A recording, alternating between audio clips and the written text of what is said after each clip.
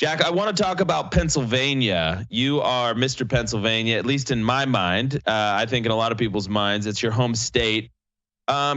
Before we get into some of these stories about voter intimidation, suppression, just give us the broad overview. How do you see the state? How's it coming together? Early voting. We've seen a lot of data come out about kind of their firewall, how that has been. It's much lower than previous cycles. Jack, tell our audience where we're at in PA.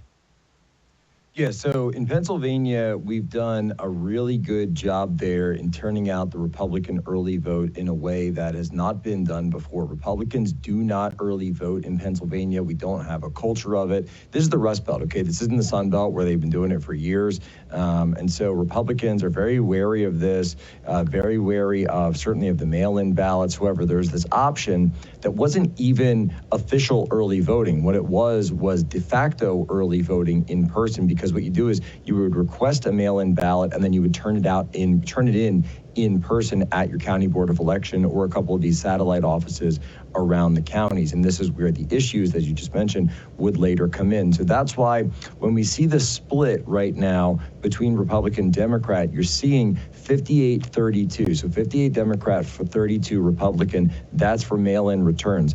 2.1 million ballot requests went out.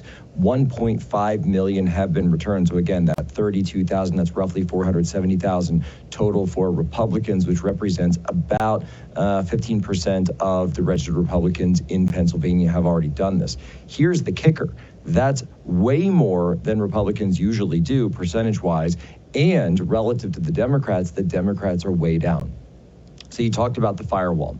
The Democrats were trying to build a firewall of 400,000 early votes prior to Election Day. And so early person in voting ended yesterday. Absentee ballot requests ended yesterday with the exception of 2 counties, one Lehigh, and then another one, Bucks, might be opening theirs up a little bit later today because of some of the issues that they had yesterday. So they wanted 400,000 votes going into Election Day. And this is when the big wave is going to come in. In 2020, they had 1 million votes going into Election Day.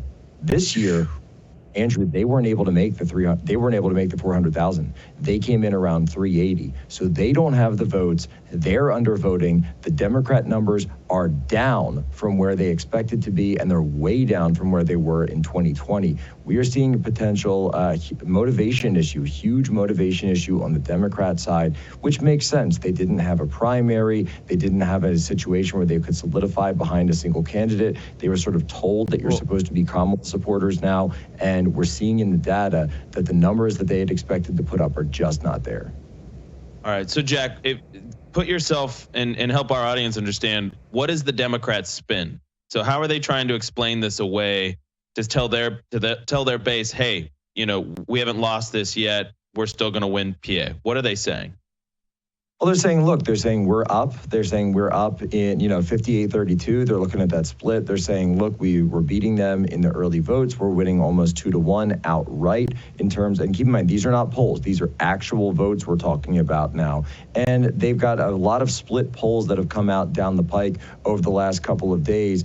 Kamala up 1, Trump up 1, basically all within the margin of error. So everyone is basically saying it's not so much that Pennsylvania is in the bag for one candidate or another, but that it is a jump ball and that everybody needs to get to the polls. Look, I'll just tell you, I've seen more focus and money being spent in Pennsylvania in this cycle than I have in any cycle of my entire life. So obviously grew up in Pennsylvania, spent my entire life there. And so this is a $500 million election just in the one state, just in the state of Pennsylvania. It's $500 million that's being spent. So you're seeing Kamala Harris blasting the airwaves. You cannot turn on a screen right now, whether it's YouTube or a podcast or anything, or Spotify, Pandora, whatever you listen to, without hearing a Kamala Harris ad. She's got a lot of big money, and so that's going to be driving her people out to the polls, whereas with Trump, it's much more that grassroots energy, and we're seeing a ton of it. So I'm seeing upper-class households,